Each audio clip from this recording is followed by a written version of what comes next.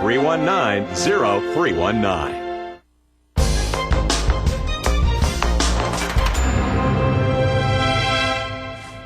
The voices have been loud for years and still they're struggling to make ends meet. We're talking about the province's university students and their concerns over tuition fees, financial aid, and the plight of international students who come here for a broader education but end up struggling with heavy debt. Danielle Sandhu is with the Canadian Federation of Students. She was in our studios recently. Here's a look at that interview.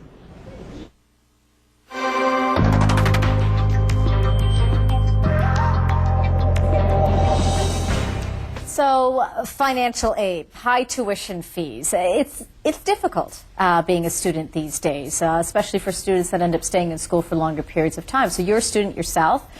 What are your concerns? What are the major things that you're worried about? Well, I think the student experience is affected by so many different things. When we talk about the rising rates of tuition, we talk about a sense of disengagement or disempowerment that students feel within their spaces, debt, the debt that we incur for taking on student loans. But I feel like the quality of education that students are receiving these days, it doesn't map out. It doesn't map out in terms of thinking of, we come here, we pay for our classes, we pay for our courses, and we're not getting, I think, what we paid for.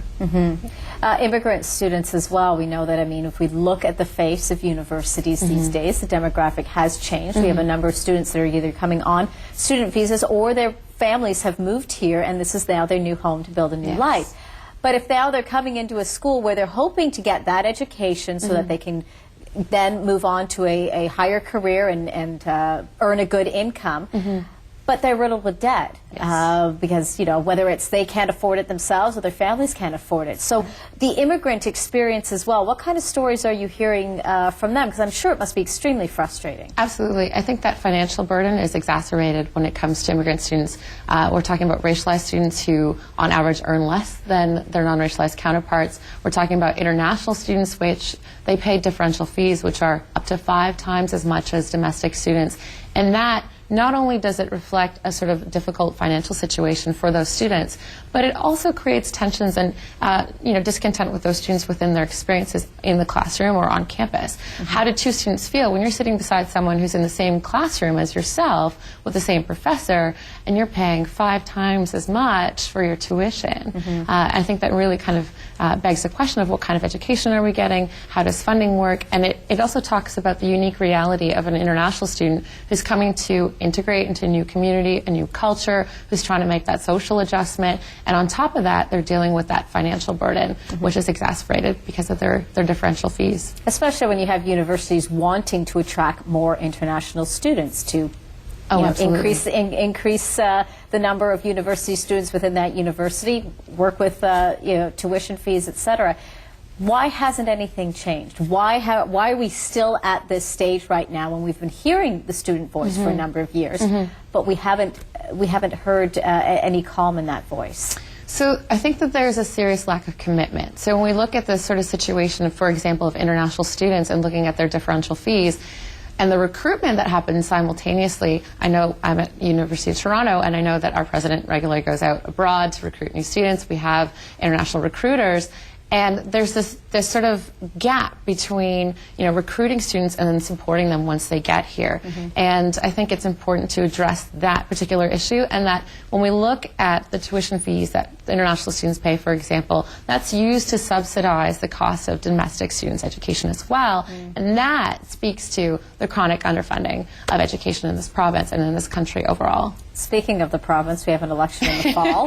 We know that you're going to be keeping a very close eye on what the respective candidates are going to be talking about in terms of education. The university focus hasn't been a big enough focus, at least since the last election. No. What are you looking for? We want to see a fundamental commitment to funding. We want to see the cost barriers that exist for so many students to access a post-secondary education in this province or in this country. We want to see those reduced. We want to see those eliminated.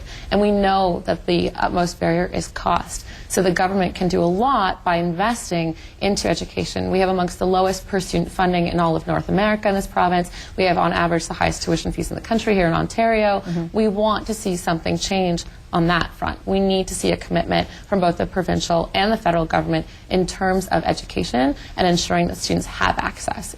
part of that voice, you guys just recently launched another website, Education is a Right, .ca, and that's, I've been on the site. It's a very powerful looking website. You've got, I think, over 5,000 pictures, testimonials from students. What kind of impact are you hoping to have with that? I think the first thing is that it gives students an opportunity to share their stories, to share their experiences, to talk a lot about the struggles that they have as working students, as low-income students, as racialized students, to be able to talk about their struggles and being able to pay for school, which is a significant challenge. You're balancing so much. You want to be able to highlight it as an issue, and that's a space for them to advocate for themselves and connect with others, because I think it's all too familiar to feel like you're alone in your own struggle.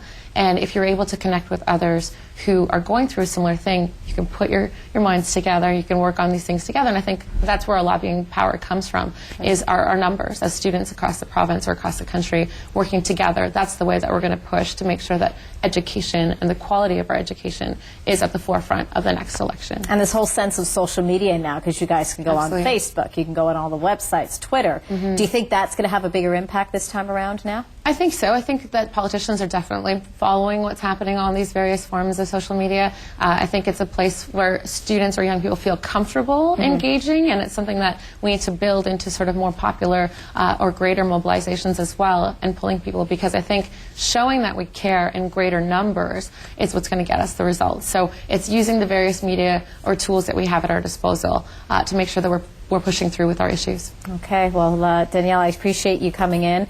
I know it's been busy. We're going to be keeping an eye on how things are moving on for you, and I'm sure we'll be chatting again soon. Thanks a lot for coming in today. Thanks so much for having me, Angie.